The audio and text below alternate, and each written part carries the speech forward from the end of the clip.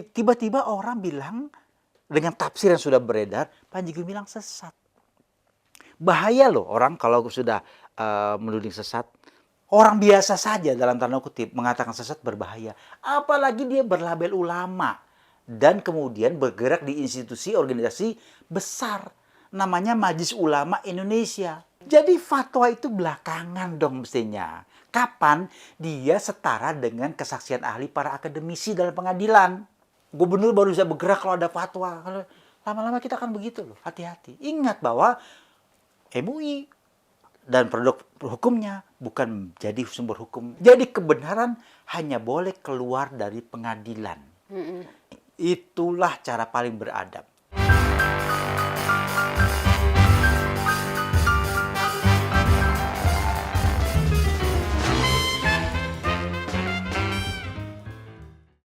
Halo pemirsa Cokro TV, bertemu lagi bersama saya Nong Darul Mahmadah dalam program acara Seruput Kopi. Di sini saya ingin membahas tentang ramainya isu sekarang terkait Panji Gumilang dan pesantren Al Zaitun. Jadi ini udah rame dibilang ya kemana-mana, udah hampir mungkin sebulan lebih kontroversinya ya, carut marutnya dan isunya macam-macam lah gitu. Nah, salah satu orang yang bersuara juga di media sosial terkait Al Zaitun dan Panji Gumilang ini adalah Mas Helmi Hidayat. Terima kasih Mas Helmi udah datang ke Cokro TV. Sama-sama. Ini kali kedua nih saya diundang ke Cokro. Sebelumnya kan tentang Bang Ade Armando ya, betul. Waktu kasus pengeroyokan itu. Nah, Mas Helmi ini adalah dosen di Universitas Islam Negeri Syarif Hidayatullah Jakarta ya. Dan juga ini penting nih, beliau ini lulusan pesantren. Sama seperti Panji Gumilang juga ya, Gontor ya. Gontor. Pesantren Gontor. Nah, kalau pemirsa Cokro TV melihat di TV One mungkin udah akrab dengan wajah Mas Helmi ini karena berdebat bersama MUI, Kiai Haji Khalil Nafis katanya ya. Dan itu seru banget, tapi karena waktunya agak terbatas jadi Mas Helmi kurang tuh menyuarakan, mengeksplorasi pemikirannya yang sebenarnya sangat bagus untuk kita ikuti. Nah, mungkin di sini kesempatan untuk mencurahkan, mengeluarkan pendapatnya nih Mas Helmi. Nah, Mas Helmi sendiri gimana ngelihat begitu banyak pandangan yang mengatakan bahwa ini Panji Gumilang khususnya karena tokoh sentralnya adalah Abdus Salam Panji Gumilang ya. Beliau katanya nggak mau disebut Kiai, Syekh panggilannya ya. Itu apalagi kan sebelumnya itu ada video viral dan Cokro TV juga sempat sebenarnya mengundang ke sini Ken Setiawan, mantan NII yang dia cerita bahwa dia adalah pernah di Al Zaitun juga. Nah, kita nggak mau bahas itu, tapi Mas Helmi gimana melihat pesantren ini dan kontroversi yang sekarang ini terjadi rame ini? Oke. Terima kasih Teh Nong yang sudah mengundang saya Cokro TV. Pertama adalah harus kita camkan baik-baik bahwa Ma'had Zaitun atau pesantren Zaitun adalah institusi pendidikan yang bahkan sekarang bisa disebut terbesar di Asia Tenggara. Kalaulah Anda umat Islam, maka mestinya Anda bangga ada sebuah institusi pendidikan yang mengajarkan nilai-nilai Islam, nilai-nilai kebaikan, yang tujuannya lulusan dari sana menjadi anak bangsa yang baik, yang ini adalah terbesar di Asia Tenggara. Bersama pesantren-pesantren besar lainnya, Gontor, Tebu Ireng, Darun Najah, banyaklah pesantren yang lainnya. Bersama pesantren-pesantren yang juga membawa misi agama lain, ya Kristen, ya Katolik, ya Buddha. Ayo kita bersama-sama membangun bangsa ini, kan gitu kira-kira. Lah sekarang kalaulah dia menjadi institusi terbesar pendidikan, kemudian orang meributkannya, kan perlu kita bertanya, ada apa ini? Boleh dong kalau saya kemudian membangun kecurigaan, ya, jangan-jangan memang ada orang-orang tertentu di luar sana yang ingin Mengincar. merebut pesantren ini dengan mudah dan murah. Mudah apa caranya? Murah. Biaya sajalah demonstran, ya 10.000, 20.000 berapa sih? Panji Gumilang kemudian ditangkap, gitu kan? Lalu diambil alih. Kan konyol. Hmm. Ini wajar dong kalau saya punya Kalau kecurigaan kalau seperti itu. kecurigaan Mas Helmi seperti itu tuh ngelihatnya dari mana itu? Nah, oke, Heeh. pertama melihatnya begini. Mm-mm. Panji Gumilang jelas dalam statement-statement beliau di dalam video yang disebut sebagai sesat. Tidak ada tuh jejak-jejak sesatnya, saya cermati betul. Bahkan beliau nasionalis. Misalnya, ini yang disalahpahami di publik ya. Pemirsa dimanapun Anda berada, mari kita jujur. Panji Gumilang hanya mengatakan bahwa tujuan berhaji itu bukan wafat di tanah suci, baik Mekah maupun Madinah. Tapi hendaknya ya, dan karena itu kalau kita berhaji jangan berniat Meninggal mati gitu di meninggal sana. di sana. Tapi raihlah sebanyak mungkin kebaikan di sana, pulang ke tanah air, lalu kalau bisa mati di sini. Sekarang saya mau tanya Teh Endong, nasionalis nggak Panji Iya. Gumilang? Iya. Cinta tanah air nggak? Bukan hanya nasionalis, dia patriotis sebetulnya. Kalau dia sudah menyatakan patriotisme dengan sangat gamblang kayak begini, kok bisa ya ditafsirkan lain seolah-olah bahwa ternyata berhaji itu nggak perlu di tanah suci, nggak perlu di Mekah, cukup di Indramayu. Kapan dia bilang begitu? Nggak ada. Itu kan tafsir orang. Tafsir orang ini kemudian entah berlabel akademisi, berlabel ulama, berlabel apapun namanya, tersebar di media sosial. Orang kemudian yang tidak paham fikih banyak-banyak, yang tidak banyak baca buku tentang Islam tapi dia muslim, segera kemudian terprovokasi primordialismenya. Wah, kalau gitu sesat, dia sudah mengganggu agama saya. Ya iyalah dia merasa terganggu agamanya kalau benar Panji Gumilang itu mengatakan haji cukup di Indramayu. Kan berhaji di Indramayu, di Indonesia, bukan kata Panji Gumilang, tapi kata tafsir. Oke? Tiba-tiba orang bilang, dengan tafsir yang sudah beredar, Panji Gumilang sesat. Bahaya loh orang kalau sudah menuding sesat. Pertama nggak mungkin deh. Siapa di antara kita ini, ya, Teh Endong, saya, atau siapapun pemirsa dimanapun Anda berada, kok berani ya bilang orang lain sesat? Saya sendiri kalau saya bilang Teh Endong sesat dengan pikiran Teh Endong nih, ya kan? Kan saya introspeksi diri. Saya ini siapa? Saya ini orang suci bukan? Saya ini pasti masuk surga enggak? Saya beri contoh kasus yang menarik begini, pemirsa dimanapun Anda berada. Suatu ketika ada orang dituduh berzina di era Nabi Isa alaihissalam atau Yesus Kristus. Kan gitu ya. Kemudian karena Nabi Isa mengajarkan bahwa orang yang berzina harus dirajam, dilapor. Oke?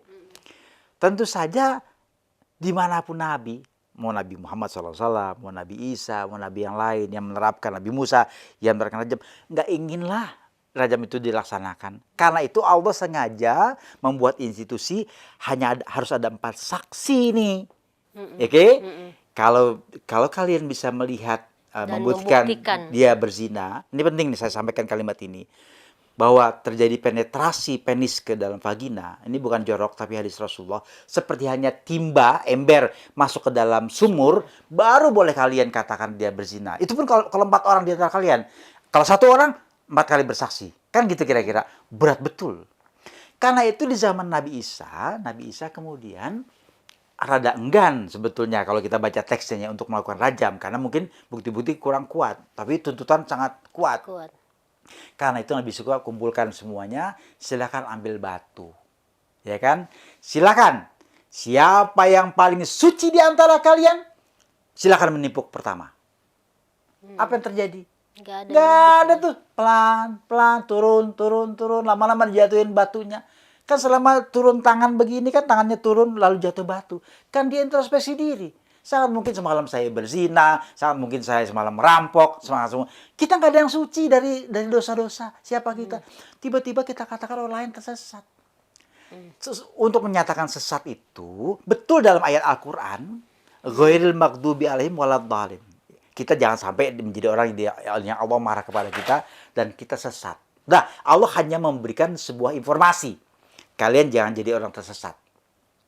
Kemudian kita bertafsir, apa di antara sesat? Oh, kalau kita melakukan dosa-dosa, ya dengan sengaja, oke sesat. Tapi apakah benar tafsir kita? Kan kembali kepada Allah Subhanahu wa taala nanti. Apakah kalau seseorang misalnya saya milih Islam kemudian orang lain memilih Kristen, memilih Katolik lalu mereka tersesat? Kan nggak ada nanti pengadilannya. Dalam surat Al-Hajj ayat 27 Allah jelas mengatakan bahwa nanti orang yang beragama-agama itu nafsilu bainahum, yufassilu bainahum. Allah akan memerinci, oh ini yang Kristen, ini yang Buddha, ini yang tapi yang surga neraka nggak disebutkan. Biarkan Allah saja yang nanti Itu haknya menjadi Allah, ya. hakim, hak Allah. Di dunia ini kita jangan main asal sesat-sesat saja. Nah, orang biasa saja dalam tanda kutip mengatakan sesat berbahaya. Apalagi dia berlabel ulama dan kemudian bergerak di institusi organisasi besar. Namanya Majelis Ulama Indonesia. Memang secara formal, institusional tidak ada pernyataan begitu. Tapi orang per orang ini kan berbicara. Iya. Kan nggak Iya. bisa dilepas. Saya atas nama pribadi. Nggak bisa. Masyarakat bilang, you MUI. Karena itu orang-orang yang kebetulan diberikan anugerah oleh Allah Subhanahu wa taala untuk duduk di lembaga yang tinggi yang terhormat ini, mari hormati diri mereka sendiri. Dengan cara apa? Secara elegan, hanya menyatakan pendapat kalau di forum resmi misalnya. Jumpa pers, tertulis, pernyataan resmi. Kalaupun mau disebut fatwa, sebutlah fatwa. Bukan di Twitter, bukan di Facebook. Semalam kan saya tanya tuh kepada Kiai Haji Holil Nafis, ya Anda kalau bisa jangan dong gunakan medsos itu. Ya tapi kan pertanyaan di medsos itu saya nggak mampu jawab karena waktu saya terbatas, ya kan? Ya medsos tampung, panggil orang itu. Sebagai bentuk aspirasi lah, Betul. tapi nggak langsung dijawab gitu Jawab ya. karena yang baca kan juga yang nggak bertanya, tapi kan menjadi menggelinding ini. Apalagi kalau ditanya misalnya, saya nggak tahu apa pertanyaannya, sesat nggak sih? Oh iya tuh indikator. Semalam Pak Kiai Ada Holil indikator mengatakan gitu, Mas. indikator. Indikatornya iya. Indikator itu harus diuji. Di mana? Di pengadilan. Jadi memang pemirsa dimanapun Anda berada, mari kita kembali pada hitah kita untuk hidup berbangsa dan bernegara dengan baik. Kita sudah bersepakat bahwa, saya bacakan supaya saya juga tidak ngawur, itu kan. Saya ingatkan kembali bahwa tata urutan peraturan perundang-undangan Republik Indonesia, satu adalah Undang-Undang Dasar 1945. Yang kedua, ketetapan Majelis MPR. Berarti wakil rakyat kumpul semua. Itu luar biasa. Rakyat berkumpul lewat perwakilan. Yang ketiga, undang-undang, perdak mereka. Ya. Yang keempat, peraturan pemerintah pengganti undang-undang. Kalau ternyata undang-undang itu buntu, dijalankan, itu dan sebagainya. 5, baru peraturan pemerintah. Yang keenam, keputusan presiden. Keputusan presiden itu nomor 6. Ya. Nomor 7, baru peraturan daerah. Nggak ada fatwa di situ. MUI, fatwa Walubi, fatwa PGI, nggak ada. Fatwa Ormas, nggak ada. Jadi fatwa itu belakangan dong mestinya. Kapan dia setara dengan kesaksian ahli para akademisi dalam pengadilan. Oke ya, pengadilan dibuka. Harus begitu dulu, sesuai undang-undang. Nah. Oh, majelis hakim butuh kesaksian ahli nih. Panggil. Masukan. Masukan. Gitu ya. Boleh dari UIN Jakarta, boleh dari UI, boleh dari MUI, boleh dari NU, setara. Tapi sekedar saksi ahli. Boleh dipakai, boleh tidak. Nah ini saya makanya agak agak gusar dengan Gubernur Jawa Barat itu. Saya baca itu kan. Di Twitternya itu Di Twitter. Dan di berita, terutama saya kemudian berita. jadi berita. Betul, bahwa dia baru mau bergerak kalau sudah ada keputusan MUI. Saya bilang, astagfirullahaladzim. Kan gubernur ini kan eksekutif tertinggi di daerah. Zaitun kebetulan di Jawa Barat. Kan begitu kira-kira. Masa nunggu keputusan MUI dulu? Kan mestinya laporan itu masuk. Kalau telah masuk ke kantor gubernur, tampung. Koordinasi dia sebagai eksekutif, koordinasi dia dengan yudikatif. Ya, dengan Polda Metro Jaya. Tangani dia. Kan begitu kira-kira. Bahwa komisi bergerak, biarin aja dulu. Bergerak dia, atur. Sampai kepada masyarakat, temuan sudah kami selidiki, sudah saya laporkan kepada Kapolda, sedang ditelusuri, bahwa nanti komisi MUI mau berjalan silakan saja. Siapa tahu kami butuhkan masukan mereka. Kalau enggak, ini dong dasarnya KUHP. Itu bernegara yang baik. Ini enggak tunggu MUI dulu. Acak kadul ini negara lama-lama, Tenong. Itu menurut saya. Ya meskipun oleh Ridwan Kamil kemudian dalam tindakannya justru berkoordinasinya sama Pak Mahfud ya, Profesor Mahfud kan akhirnya. Tapi memang pernyataan itu keburu keluar. Baru keluar. Yang akhirnya memang kita melihat di lapangan karena ada dasar seperti itu kan ada massa yang bergerak Ya. sampai ribuan untuk Nah, berdemonstrasi ya, ke Al Zaitun ya, ya, menuntut Al Zaitun itu dibubarkan atau betul. apalah gitu. Tapi kalau kita ngelihat memang sangat sangat berbahaya sekali ya soal istilahnya keputusan sesat ini ya. Ya, karena gini, dalam psikologi komunikasi, ya, kan tidak semua komunikan itu cerdas, ya. Bahkan kebanyakan komunikator yang cerdas. Maka lahirlah ilmu propaganda, ya kan? Ilmu disinformasi, ilmu tentang misinformasi, ilmu tentang fake news. Itu kan semua ilmu sebetulnya. Dari mana? Dari ilmu komunikasi.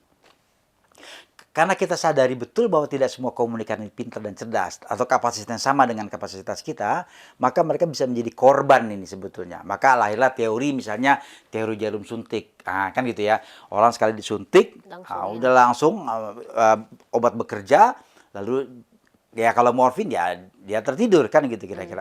Sama teorinya itu. Meskipun teorinya dibantah, tapi saya tidak katakan ada juga lah ya ini berfungsi. Sampaikan aja subliminal messages bahwa zaitun sesat.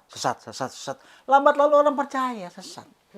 Kan kebohongan kalau disampaikan terus-menerus bisa diyakini kebenaran. Itu kan teori juga komunikasi.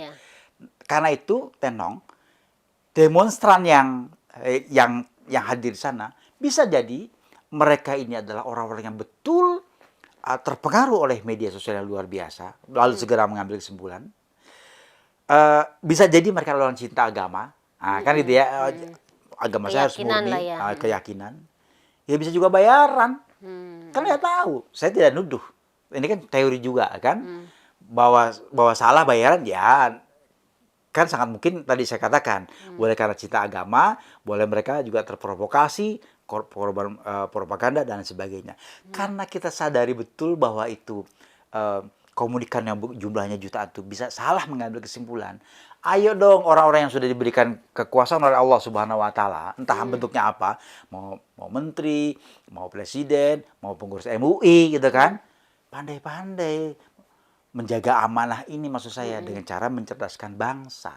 Nah, itu kira. Nah, yang soal Al Zaitun ini kan sebenarnya bukan sekarang ini aja rame ya, Mas Helmi. Tapi juga kayaknya udah dari dulu-dulu deh. Jadi isu, misalnya kalau nggak salah tahun 2002 juga itu jadi sorotan juga di MUI ya. Ya.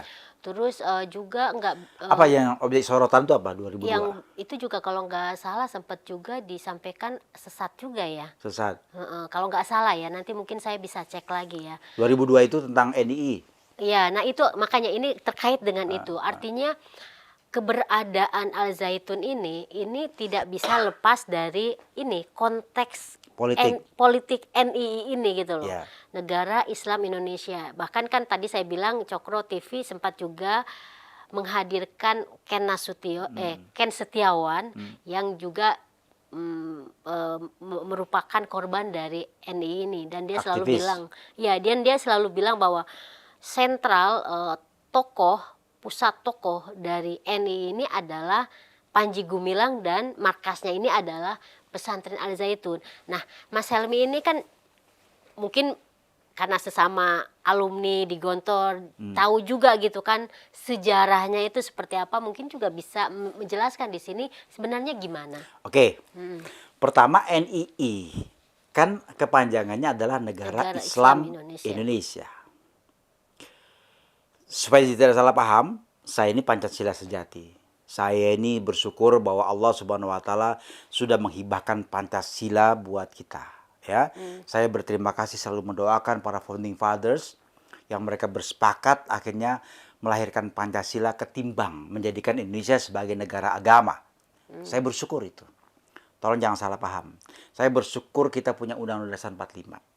Oke ya? Dan ini pembukaan dari saya. Tolong ini menjadi dasar omongan saya berikutnya. Apa itu?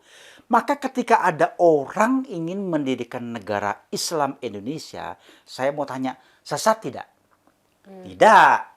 Kan Islam. Dia ingin negara Islam.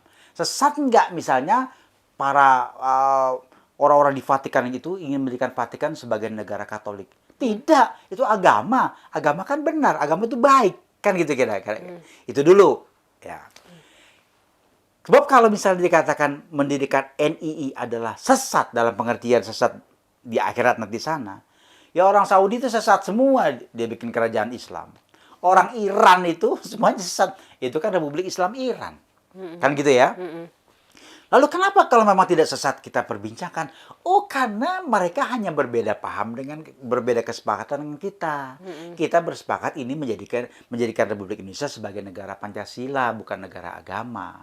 Ya sudah, kalau perbedaannya hanyalah perbedaan ideologi, jangan bilang-bilang sesat. Dan ini menjadi ranah hukum sama sekali. Jadi artinya itu hanya sebagai pelanggaran hukum. Hukum. Polisi masuk dong. Kemudian ya polisi lalu menangkap, adili di pengadilan. Buka betul tidak dia ingin menjadikan negara Islam. Gitu kan? Nah sekarang saya tidak ingin menjadi polisi. Kan saya mengecam orang yang sudah memberikan justifikasi dan sebagainya. Sekarang ini saya tidak ingin jadi polisi, tapi sedang ingin berdiskusi. Apa iya sih Panji Gumilang itu ingin menjadikan negara Islam? Dari mana kemampuan kita? Karena kita tidak pernah bisa menebak isi hati yang terdalam, ya. Dan karena kita bukan tahu semuanya, maka kita hanya bisa melihat dari yang verbal, yang ternyatakan dari mulut. Misalnya tadi itu, ayo dong kalau berhaji itu jangan berandai-andai, jangan bermimpi ingin mati di tanah suci. Balik dong, bawa kebahagiaan, kebaikan di Mekah dan Madinah, bawa pulang ke Indonesia. Ini udah banyak yang rusak nih, siapa tahu energi haji kalian bagus dan matilah di Indonesia. Nasionalis, patriotis, ya kan? Cinta betul dia. Lalu kemarin waktu dia ternyata bukan gagal, diundur waktunya pertemuan antara tim investigator dengan dia di Bandung. Panji Gumilang kemudian mengundang, masuk aja ke Zaitun kalau mau datang, lebih enak di sana. Tapi pertemuan awal apa gimana? Oh, pertemuannya bagus, Pancasilais, kata Panji Gumilang.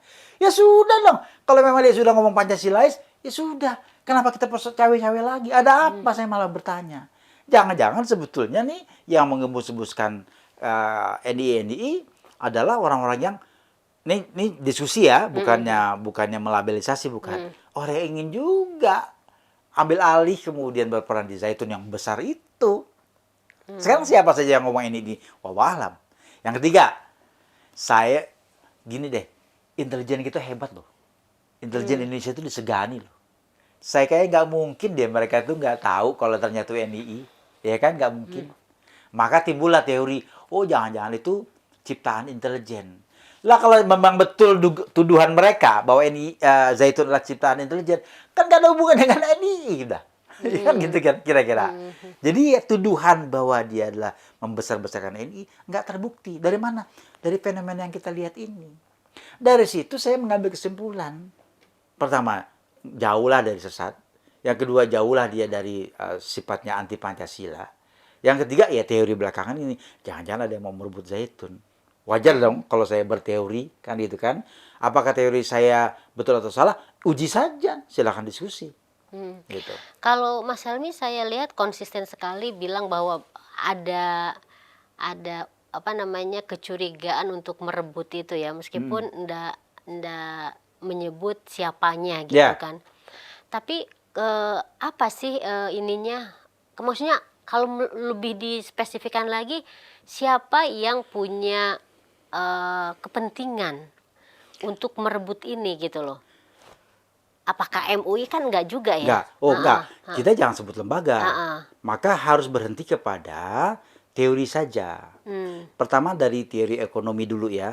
Ya, ekonomi simpel-simpel aja nih maksud saya. Ini kan pesantren besar. Dananya di rekening mungkin lebih dari 1 triliun. Siapa sih yang nggak mau mengelola? Nah itu aja situ saja dulu, ya kan? Simpel kan? Ini kan teori sederhana.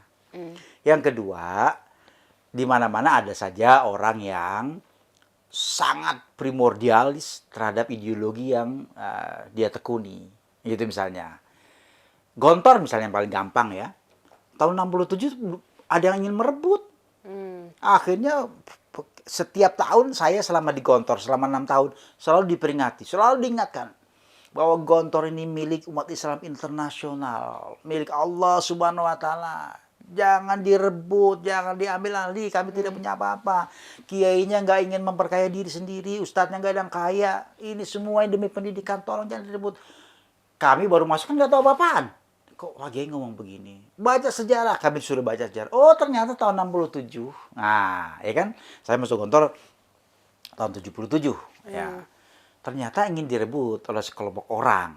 Nah, dari mana? Ya, nanti gampang dibaca lah itu, saya tidak mau disebut di sini. Tapi kan membawa aspirasi tertentu. Yang menurut mereka ini Gontor berbeda dengan aspirasi mereka. Saya sampaikan ini untuk menjadi contoh saja. Bahwa Gontor waktu itu besar untuk ukuran zaman itu. Ada orang yang merebut, adalah dari berbagai aspek. Mau ideologi, mau ekonomi, mau apapun istilahnya. Zaitun juga begitu. Teorinya sama. Siapa nggak ingin mimpin Zaitun? Persentase sebesar itu. Tak, tiba-tiba dia jadi kiai besar di Zaitun. Mengelola harta yang banyak, santri yang banyak. Terserah dia, pikiran dia tersalurkan ke sebanyak mungkin orang. Itu kan Abraham Maslow kan bilang begitu. Ya kan? Kalau orang udah punya harta, udah punya sandang, udah punya pangan, kan tinggal aktualisasi diri. Kalau nggak ada apa? Nah, kayak saya ini, saya nggak punya pesantren. Kalau saya butuh megalomen saya ini, rebut aja pesantren satu. Masuk ke pesantren. Semua gagasan dan pikiran saya harus sampai kepada orang-orang ini. Itu kan megalomen. Tapi kan kita bukan megalomen, kan gitu kira-kira. Masuk nggak teori saya? Ada nggak orang kayak begitu? Banyak. Karena itu kita jangan sebut nama. Berhenti di teori saja. Supaya apa yang kita sampaikan lewat dialog ini didengar banyak orang mulai sadar-sadarkan. Oh iya ya, jangan-jangan gue kenapa gue demo, jangan-jangan gue bagian dari orang yang masuk dalam lingkaran orang yang kepengen nih gitu. Kan tugas kita cuma membangunkan orang, ya kan? Gitu. Kalau Mas Helmi menerima nggak misalnya bahwa mungkin dibilang sebagai fakta sejarah lah ya, bahwa Panji Gumilang memang dulunya kalau Ken dan teman-temannya bahkan menganggap sampai sekarang gitu, itu memang dia itu tokoh sentral NII. Sehingga jadi apa jejak atau profil dia seperti itu terus-menerus dikenakan ke beliau, meskipun misalnya tadi sudah disampaikan oleh Mas Helmi, dia itu kalau ngelihat pernyataannya atau mungkin tindakannya, kalau saya pribadi kan nggak terlalu kenal, itu Pancasilais, sangat nasionalis, patriotis gitu kan, kayak gitu. Tapi ya gitu, banyak buku, banyak penelitian yang menunjukkan bahwa Panji Gumilang itu seperti itu. Pertama, setiap orang kan punya masa lalu, ya kan? Saya juga percaya dengan itu. Dari mana? Dari pernyataan Panji Gumilang sendiri. Dia mengatakan semua orang yang dulu masuk NII, ingin mendirikan negara Islam, melanjutkan Kartosuwiryo, dia bilang, kan sudah kembali ke Ibu Pertiwi pada tahun 1962. Sudah selesai. Ya sudah dong. Kan faktanya dia nggak bikin angkatan perang. Ya kan? Faktanya dia nggak gemar-gemar pengen NII. Udah biarin aja. Kan begitu kira-kira. Berarti dia memang ngakui dulu bagian dari NII, sekarang dia sudah kembali ke Pak Ibu Pertiwi. Kenapa tidak kita hormati ini? Oh lalu pengikut-pengikutnya membesar-besarkan. Kan tadi kita kembali pada teori sebelum ini, saya katakan. Karena banyak orang, ya kan? Ya, saya berteori, saya tidak duduk. Ya, sangat mungkin teori saya salah. Jangan salah paham, Anda semua, kalau Anda bagian dari NII, bagian dari Panji Gumilang di dalamnya. Misalnya gini, kan yang dulu di NII itu banyak. Dipilih salah satu, yaitu Panji Gumilang. Yang lainnya banyak. Kan yang besar dia ini saja. Yang ngelola kekayaan, yang menjadi syekh, yang menjadi apa dia. Yang lainnya mau nggak? Kalau saya masuk di saya mau menggantikan Panji Gumilang. Gantian dong. Kita kan dulu kita sama-sama underground dulu di Uber. Kenapa sekarang cuma sehat aja? Gantian dong. Ada periodisasi 5 tahun sekali kayak apa sekali kayak. Kan itu kira-kira. Oh nggak mau, kalau gitu gue bongkar aja nih. Masuk nggak teori kayak begitu? Masuk banget gitu kan. Tapi belum tentu benar apa yang saya omongkan ini. Kenapa saya bisa ngomong begini? Karena di banyak organisasi, di banyak paguyuban, ini terjadi yang kayak begini. Kan gampang kita copy paste. Ya kan teori itu. Ini kan sosiologi. Gampang belaka. Jadi maksud Mas Helmi ini bisa saja Panji Gumilang tuh kan sebenarnya udah kembali ke Hmm. Ibu Pertiwi lah ya, udah Iya. sadar gitu Hmm. kan, Hmm. udah lurus seperti yang terbukti dalam pernyataan-pernyataannya. Tapi mungkin aja ada orang-orangnya yang masih menjalankan itu sehingga kemudian kan kita juga maaf ya Mas Helmi kan nggak bisa menutup mata dengan para korban yang selalu bilang mereka itu adalah korban NI gitu kan dan sampai sekarang katanya itu ada terus Ya, gitu. maka karena itu, saya nggak tahu banyak. Saya sendiri belum pernah meneliti ini. Mm. Jadi karena itu saya tidak punya kapabilitas yang mumpuni secara akademis untuk menjawab. Mm. Tapi begini, saya juga berkenalan dengan orang-orang yang dulu Aktif. dengarkan baik-baik, mereka menculik saya Mm. dan saya ke markas NII. Ini kalau ini jadi fakta hukum, saya bisa Oh bertanggung jadi jawabkan. pernah juga ya. Pernah dijemput saya dari kantor saya, kemudian dibawalah ke suatu tempat, mendekati punggung mereka, mata saya ditutup ya oleh aktivis NI ini tahun 90-an waktu itu. Kemudian begitu dibuka, saya di sebuah rumah kontrakan, udah banyak anak-anak muda begitu, disusilah saya. Ya, saya tentu bela Pancasila, saya bela Undang-Undang Dasar 45. Mereka kan ingin mendirikan negara Islam, ya, debat. Saya ingat sekali, coba ingat, Anda semua ingat yang pernah menjemput saya itu kan, di sampingnya ada kipas angin dan saya ngomong. Yang berhadapan dengan saya pertama adalah Musa, mereka manggil Musa karena namanya disamarkan. Musa kalah.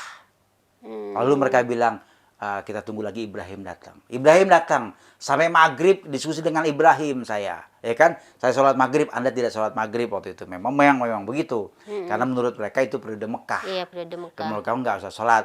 Nggak apa-apa. Mereka nggak sholat buat saya nggak persoalan. Allah nggak mati. Hanya gara-gara mereka nggak sholat, saya sholat. Setelah itu kita makan nasi bungkus, kemudian lanjutkan diskusi. Ibrahim nggak bisa jawab pertanyaan saya, kalah. Saya bilang begini, udah kalau gitu jangan yang lain, panggil Adam ke sini, saya bilang. Ingat sekali saya bilang gitu. Langsung yang pertama, nabi pertamanya langsung. ya. Saya nggak tahu apakah ada dalam hierarki ada Adam, saya nggak tahu. Panggil yang paling tingginya, panggil Adam ke sini, saya bilang. Nah, jam 9 kalian lepas saya, dan besoknya saya sakit karena ada kipas angin di sini. Nah, gitu kira-kira. Jadi, tapi segitu interaksi saya dengan NII. NII.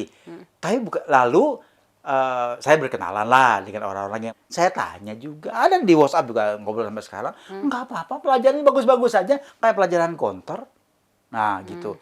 Memang bahkan ada pelajaran yang menurut saya lebih hebat dibanding pesantren lain. Yaitu diajarkan kepada mereka lagu dengan berbahasa Ibrani. Kan keren banget itu sebetulnya Panji Gumilang. NI dari mana kalau bahasa Ibrani diajarkan, lagu-lagu Yahudi diajarkan. Dia minta supaya dibuka hubungan diplomatik dengan Israel. Ya kan? Nah, kalau betul dia NII misalnya, kan nggak begitu caranya. Anda mungkin bisa bertanya, siapa itu kamuflase? Nah, itu kan sudah Nggak bisa tuduhan. diskusi. Nggak diskusi itu namanya kalau begitu. You cari-cari terus. Makanya ngomong tuh ya berdasarkan fakta-fakta saja. Menurut fakta saya, orang kalau sudah kecintaan kepada Islam, ingin bikin negara Islam, biasanya, ya anti Yahudi. Kan begitu kebanyakan coba. Ya, kan? Ya anti Kristen kebanyakan. Itulah sebabnya ada Teh Nong, ada Cokro yang selalu menyuarakan multikulturalisme. Karena ada orang tertentu yang hanya percaya di luar mereka ini nggak benar. nggak Ya. benar. Maka kita suarakan. Yang disuarakan oleh Cokro TV ini juga disuarakan oleh Panji Gumilang. Lah kok ini teori kita jadi amburadul jadinya, kan gitu kira-kira. Orang semacam apakah Panji Gumilang? Karena kita nggak bisa jawab, sudahlah kita berbaik sangka saja. Dia patriotis yang mencintai Bhinneka Tunggal Ika. Selesai, nggak ada sesat. Ayo, kalau saya ngomong begini, ya kan? Gimana cara ngebantahnya? Iya. Faktanya begitu. Iya, jadi memang bagusnya adalah masyarakat itu yang tadi dibilang oleh Mas Helmi, berbaik sangka. Berbaik sangka. Berbaik sangka. Kan Saya ingin kasih pelajaran gini, mm, Tenong. Ya, sorry saya potong pertanyaan. Takut lupa. Saya sekolah di Inggris. Ya, 2 kali saya sekolah di Inggris. Kemudian riset saya di Amerika, bertemu dengan komunitas Yahudi, komunitas Kristen di sana, komunitas Islam di Amerika. Di Timur Tengah juga saya riset dan sebagainya. Karena itu, alhamdulillah Allah beri saya rezeki dalam bentuk itu. Dari situ kemudian tiap kali saya datang ke negara-negara tempat saya riset, saya renungkan itu. Seandainya saya tinggal di sini. Lalu saya pelajari, saya senang sejarah. Saya pelajari sejarah masa lalu. Karena saya sekolah di Inggris, saya pelajari masa lalu Inggris. Ternyata Inggris itu tidak secerah yang sekarang. Dulu mereka pernah tenggelam di dalam kegelapan yang luar biasa. zaman jahiliyah lah. Ya, betul-betul kita ngeri kalau saya ceritakan. Pemirsa di mana-mana berada. Gini, daratan Inggris Raya. Berarti ada Irlandia, ada Skotlandia, ada Wales, ada England ya. Dulu kerajaan-kerajaan. Kerajaan Romawi datang. Lalu mereka adalah pihak pertama, masuk di antara pihak pertama yang berinteraksi dengan agama. Ya, agama Kristen kalau begitu. Dan karena itu kemudian ajaran Kristen sangat dominan. Kuat ya. Ya. Thomas Aquinas di sana itu kan ajarannya melanda Inggris dan sebagainya. Oh, kayak mereka religius. Tentu saja bagus religius. Semua bertuhan, ya.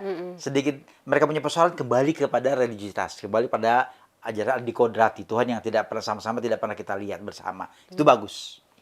Menjadi tidak bagus dimulai ketika agama gereja menjadi sangat dominan. Setiap raja di Scotland, di Irlandia, di Wales, di England, semua baru bisa melaksanakan ketatanegaraan setelah dilantik oleh gereja. Oke? Karena itu dia menjadi sentral. Karena dia menjadi sentral, dia menjadi Ka'batul Qusat, dia menjadi rujukan semua masyarakat kembali kepada gereja.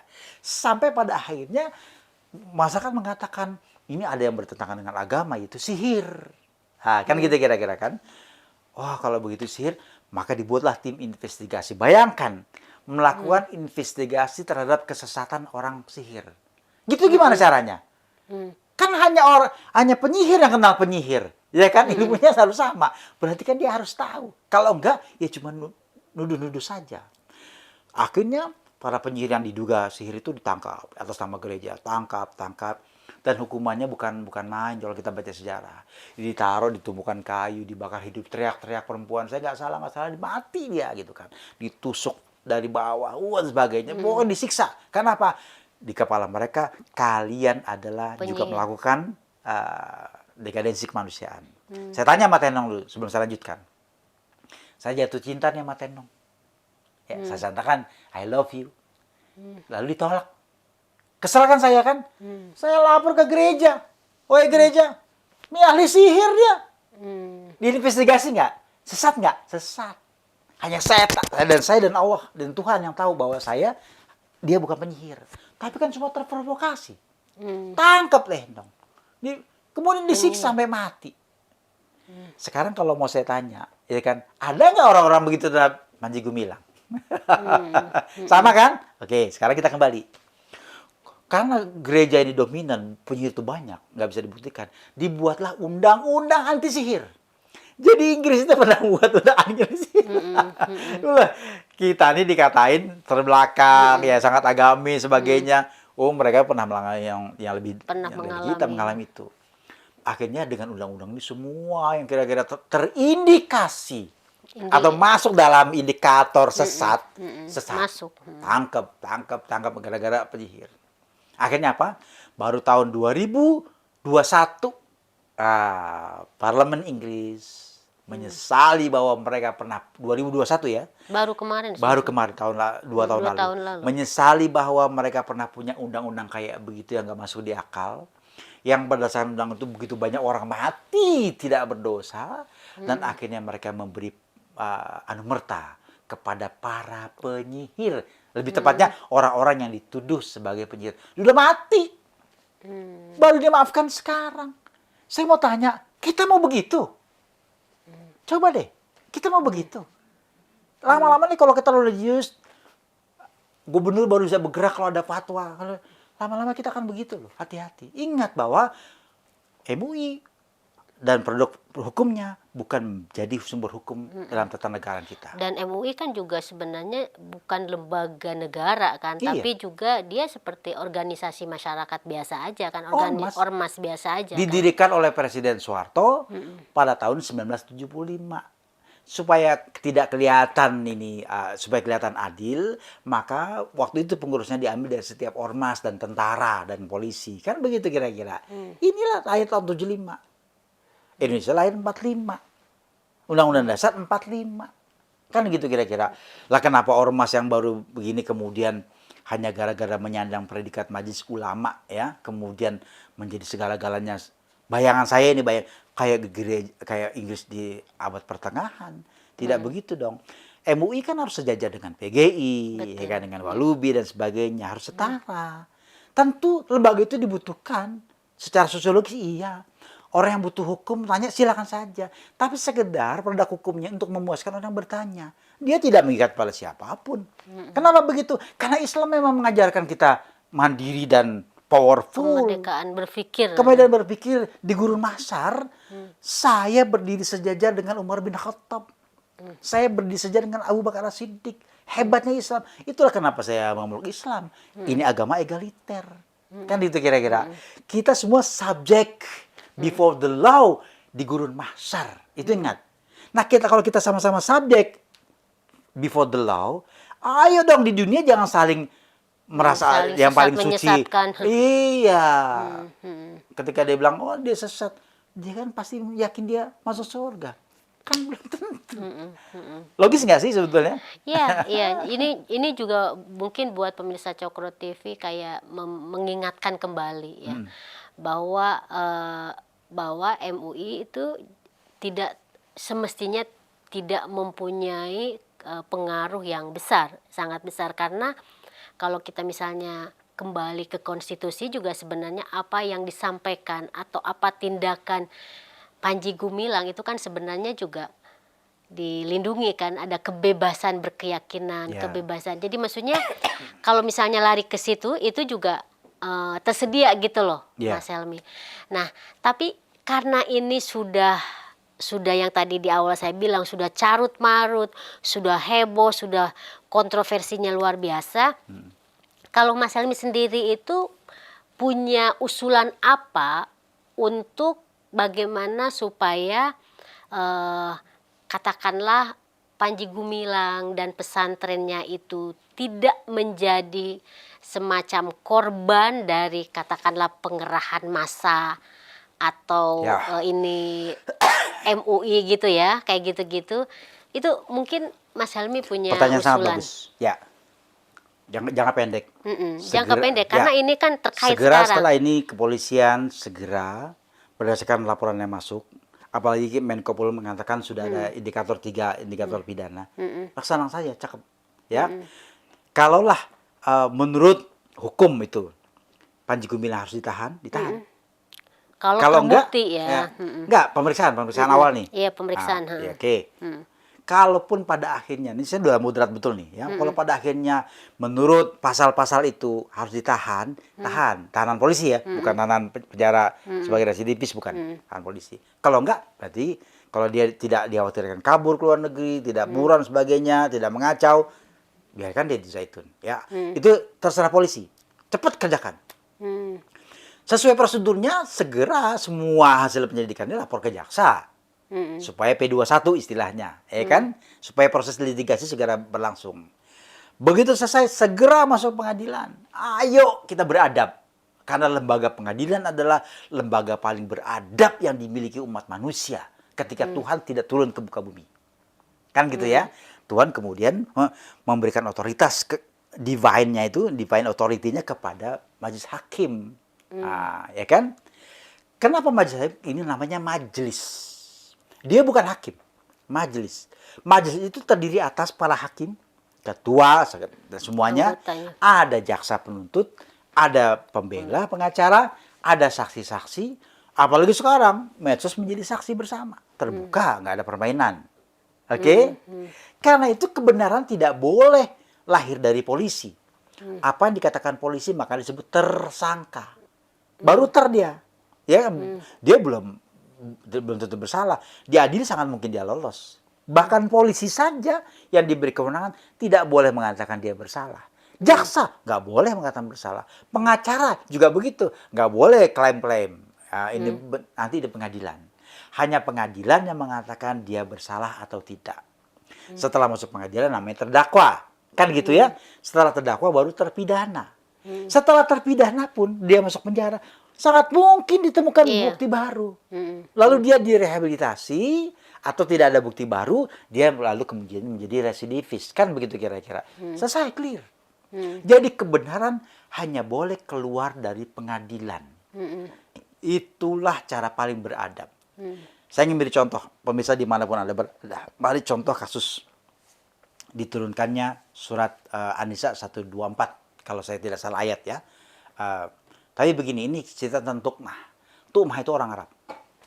Suatu ketika di Madinah siang hari dia mencuri. Yang dicuri baju perang. Karena baju perang berat, tiba-tiba orang di pasar memergoki dia. Maling. Dia bingung. Dia lempar barang bukti itu ke sebuah rumah. Yang penting sembarangan saja. Ternyata rumah Yahudi, milik Yahudi. Ingat ya, berarti rumah Yahudi ada di Madinah tuh. Bersama di samping rumah Rasulullah SAW. Rasulullah sedang tidur siang. Nah, kemudian Rasulullah bangun, ada apa ini ribut-ribut? Ya Rasulullah, ada pencuri. Siapa pencurinya? Yahudi. Rasulullah ketika itu senang karena pencurinya Yahudi. Yahudi minoritas. Kalaupun diputuskan, nggak banyak reaksi ini. Ya sudah. Aman. Oke, ya kan? Yahudi ini segera dihukum. Tapi ada satu yang tidak ikhlas, tidak ridho dengan keputusan Rasulullah Muhammad SAW. Dia adalah Allah Subhanahu Wa Taala. Dia utus Jibril, katakan kepada kekasihku bahwa keputusan sangat salah. Jibril membisikkan, ya Rasulullah, keputusan Anda itu salah. Ya kan? Ingat, jangan sampai kamu terprovokasi oleh kaummu sendiri. Kan itu mah orang Arab, Muslim. Ini keadilan yang harus kamu prioritaskan. Bukan Arab, bukan Islam. Itu kira-kira. Siapa? Jibril mengatakan, ternyata pencurinya adalah Tuqmah. Maka turunlah ayat ini. Dan ayat berikutnya, Rasulullah diminta untuk beristighfar pada Allah Subhanahu Wa Taala. Hebat nggak? Jadi sejak awal, Nabi saja bukan kebenaran. Nabi loh. Ya kan? Kapan kebenarannya? Setelah Nabi muka perkara. Mana saksi-saksi? Mana tuntutan? Ini pengadilan namanya. Kalau Islam sudah mengajarkan kayak begini, ayo dong kita kembali kepada ajaran Rasulullah. Jangan tweet-tweet di Twitter, tweet di sini, jangan. Itu cara saya tidak beradab. Kita kembali kepada adab Rasulullah saja. Memang begitu. Nah, ini mungkin bisa jadi kayak statement terakhir juga ya, yang tadi disampaikan oleh Mas Helmi, bahwa cara yang terbaik adalah lewat proses hukum, yaitu pengadilan. Dan artinya bahwa seperti lembaga MUI, jangan dulu untuk menyatakan bahwa Al-Zaitun atau Panji Gumilang itu adalah sesat. Mungkin harus menahan diri dulu. Kalaupun misalnya udah ada temuan-temuannya itu, alangkah lebih baiknya itu adalah disampaikannya itu bukan ke publik tapi ke pengadilan. Seperti itu ya. Betul, nah itu mungkin cara proses hukum. Cara yang beradab adalah proses hukum, dan memang sebaiknya sih seperti itu. Dan kita sebenarnya menunggu Mas Helmi keputusan atau investigasi atau proses yang sedang dijalankan oleh pemerintah, dalam hal ini Profesor Mahfud, dan itu juga udah langsung disampaikan oleh Presiden Jokowi kan. Artinya ini sampai Presiden Jokowi sendiri itu memberikan respon terhadap kasus Al-Zaitun ini. Dan saya kira mungkin closing terakhir dari Mas Helmi ada. Baik. Pemirsa di mana-mana Anda berada. Pertama, saya berharap tidak ada salah paham dari apa yang saya sampaikan siang ini bersama Teh Nong ya. Karena apa yang saya sampaikan ini sebetulnya kecintaan saya kepada Islam. Islam mengajarkan kepada kita menjadi orang-orang yang beradab. Itulah sebabnya Rasulullah membangun Yasrib, lalu menamakan kota yang beliau bangun sebagai Al-Madinah. Al-Madinah itu adalah peradaban, Al-Munawwar terang benderang. Karena apa? Semua segala sesuatu dimulai dari penegakan hukum. Rasulullah datang membawa syiar Islam. Tapi begitu beliau memimpin Madinah, beliau lihat situasi geopolitiknya ketika itu, ada Yahudi, ada Nasrani saling bertikai, ada suku Aus, suku Hadrat saling bertikai, ada Ansor, ada Muhajirin, ada potensi bertikai, maka beliau tidak mendirikan negara Islam. Sebab kalau belum negara Islam, Yahudi akan curiga, Kristen akan curiga, Nasrani akan curiga. Maka yang beliau pilih adalah ayo duduk bersama. Kita buat apa nih? Dibuatlah Piagam Madinah. Konstitusi bersama.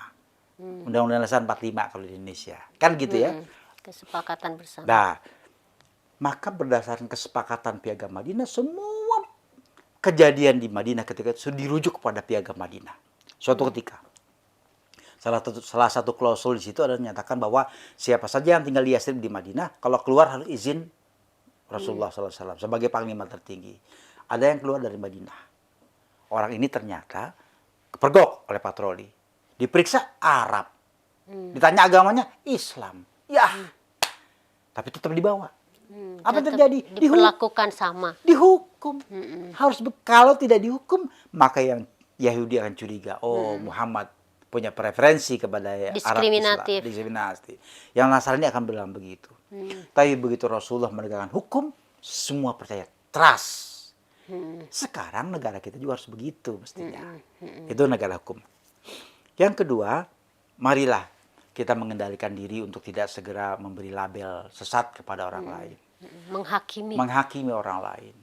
Karena Islam mengajarkan wala taziru waziratun wizra ukhra. Seseorang tidak menanggung beban dosa orang lain. Itu artinya kita setara. Kalau kita setara, berarti kita sama-sama akan diadili di gurun mahsyar. Sebelum pengadilan berlangsung, mari kita di dunia ini menahan diri untuk tidak menjadi Tuhan. Karena hanya Tuhan yang jadi yang mengadili nanti. Hakimnya Tuhan. Kenapa kita jadi hakim di dunia? Yang ketiga, dalam proses kasus Al-Zaitun cepat ambil alih penanganannya segera oleh polisi. Bukan oleh TNI, bukan oleh Hansip, bukan oleh Ormas, termasuk oleh MUI. Tapi polisi, karena itu kesepakatan kita. Kan waktu kita bangun negara, kesepakatan begitu. Kalau ada terjadi kerusuhan antar warga, polisi yang nangani. Kalau kita diserang warga orang lain, tentara. Kan begitu. Itu sudah kita sepakati. Lah sekarang kenapa lembaga-lembaga tertentu yang mengambil alih produk hukum. Ya? Dan keempat, mudah-mudahan dengan obrolan yang ringan ini ya semua tercerahkan, hati bening, hati legowo, ya kan, hati adem tentram, dan kita bangun Indonesia menjadi Republik Indonesia yang sejuk, damai di tengah kebinekaan. Ya. Jadi mungkin saya nggak perlu panjang lebar untuk juga menyimpulkan apa yang sudah disampaikan oleh Mas Helmy. Ini kita udah lengkap, komplit, dan semoga pemirsa Cokro TV bisa mendapatkan ya manfaat dari perbincangan ini. Amin. Dari dua belah pihak. Saya juga kan sebelumnya sudah mengundang Ken ya, dan silahkan pemirsa Ken Setiawan, dan sekarang ada Mas Helmy. Jadi silahkan pemirsa Cokro TV mencermati, mempelajari seluruh kasus Al-Zaitun ini dengan pikiran yang cerdas, jernih. Ya, dan seperti harus saya tekankan lagi, kita tetap harus konsisten dengan proses hukum, dan kita harus sabar menunggu keputusan dari Profesor Mahfud yang sudah ditunjuk untuk memegang kasus ini sebagai Menko Polhukam kan beliau ini. Jadi sekali lagi terima kasih buat Mas Helmy untuk kehadirannya di Cokro TV. Karena Mas Helmy lagi puasa, jadi saya tidak seruput kopinya untuk menghormati beliau karena besok kita Idul Adha ya. Jadi saya tutup aja perbincangan kita di acara Seruput Kopi ini. Kita akan ketemu lagi dalam Seruput Kopi berikutnya. Salam, dadah.